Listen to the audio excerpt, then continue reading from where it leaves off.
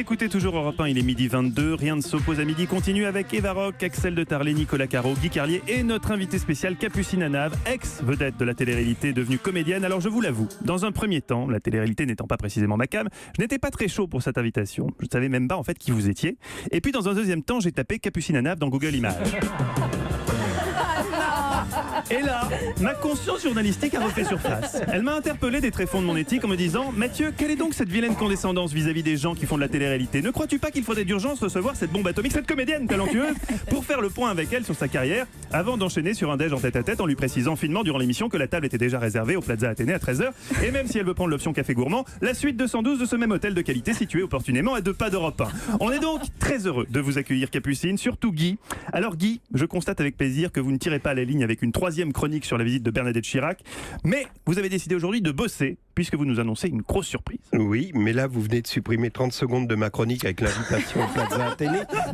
Vous vous souvenez que la semaine dernière je me suis gaussé donc de Capucine Anave, dont je gardais l'image d'une starlette, effectivement de la télé-réalité, humiliée par Castaldi dont touche pas à mon poste, ce qui, convenez-en, est le comble de la misère humaine. Et dans cette chronique, je me suis amusé à faire le parallèle entre le chef-d'œuvre de Molière, Tartuffe, que j'allais voir le soir même, et la pièce que Capucine joue actuellement, qui s'intitule La fève du samedi soir. Bon, ceci dit, avouez que c'était tentant, alors je me suis amusé pendant plus de 3 minutes. Tentant, mais facile.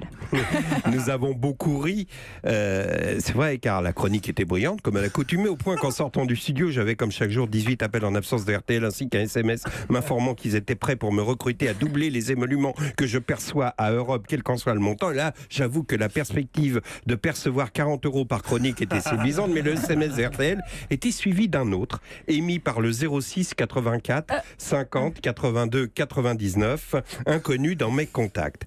J'allais directement à la signature Capucine Anave.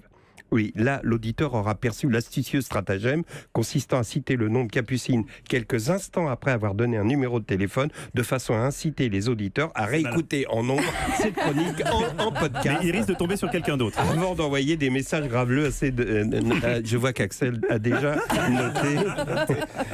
Tu aimes l'économie, ma petite? J'ai donc écouté ce message dans lequel Capucine me disait ceci. Oui, donc je vais lire. Donc c'est vrai que je suis un peu timide parce que c'est des SMS un peu en privé, mais je vais les lire pour les auditeurs.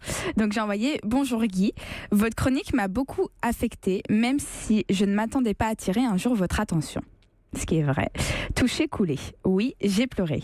Je commence tout juste dans le milieu du spectacle qui me passionne. Je travaille dur pour y arriver et j'essaye de donner tout ce que j'ai. Toutes les critiques me sont extrêmement profitables, surtout quand elles viennent de personnes aussi éclairées, cultivées et brillantes que vous. Oui, bah écoutez, tout est bien qui finit bien, Capucine. Merci et bonne chance pour la fève du samedi soir. Non mais j'ai pas terminé.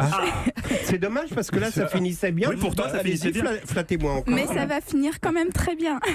Je voulais vous dire encore que les termes de votre chronique à mon égard étaient destructeurs. Sûrement n'était-ce pas le but recherché, juste celui de séduire vos auditeurs, mais tel est le sentiment qu'ils m'ont laissé. Je ne veux pas renier, comme certains le font, mes origines professionnelles issues de la télé-réalité, car c'est grâce à elles que j'ai pu connaître ma petite notoriété auprès d'un jeune public, et j'essaye d'utiliser cette chance intelligemment, si vous m'autorisez à utiliser cet adverbe à mon égard, en me dirigeant vers d'autres expériences plus qualitatives, mais dans la lignée et la demande du public qui me suit. Des interventions comme les vôtres me l'interdisent, car les jeux sont faits d'avance. J'ai le sentiment que quoi que j'entreprenne, il y aura toujours... Pardon. Mais c'est bien. Ah oui, c'est hyper bien. Il y a toujours une élite intellectuelle qui traitera avec condescendance mon travail et mon public. Très respectueusement, Capucine Anave. Pleurez pas, parce que moi j'avais les larmes aux yeux. Vous allez faire Paul Guérigui aussi. Il va y avoir des pleurs en chaîne et Eva Rock pleure aussi. Alors on est bien. Il n'y avait pas de mépris, Capucine, dans ce que j'ai fait l'autre jour, et je fais pas partie des élites intellectuelles qui se bouchent le nez devant les émissions populaires. C'était juste une chronique d'humour, un peu facile, j'en conviens. Mais là où je me suis trompé, c'est de railler le paradoxe entre votre pièce et le Tartuffe de Molière que je vis le soir même. En sortant du théâtre, j'ai lu l'interview de Michel Bouquet dans le programme qui parlait de son désir de reconnaissance, et je me suis dit que c'était le même désir qui vous poussait à monter sur scène. Voilà pourquoi je regrette de vous avoir fait pleurer à nouveau aujourd'hui, chère Capucine.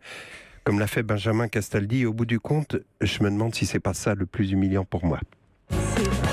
Merci beaucoup, Capucine Anav et Guy Merci à vous. Carlier.